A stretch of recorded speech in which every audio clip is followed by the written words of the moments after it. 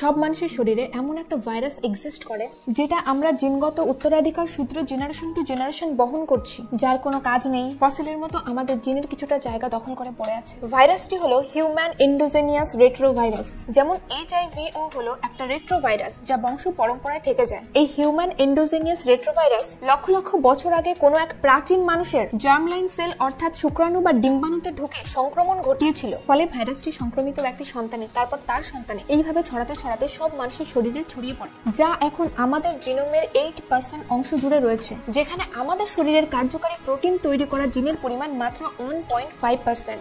রেট্রোভাইরাসটি নিজের RNA কে DNA তে রূপান্তর করে হোস্ট অর্থাৎ মানুষের জিনের একটি স্থায়ী অংশ হয়ে গেছে। বেশিরভাগ HARV ইনঅ্যাক্টিভ, তারা এখন অকেজো আর ভাইরাস তৈরি করতে পারে না। তবে কোনোদিন আবার সক্রিয় হলে ভালো ও খারাপ দুটোই হতে পারে। যতদিন মানবজাতি থাকবে ততদিন এই ভাইরাস থেকে যাবে। ইনফরমেশনটি কেমন লাগলো কমেন্ট করে জানিও, আর আরো জানতে চ্যানেলটিকে সাবস্ক্রাইব করো।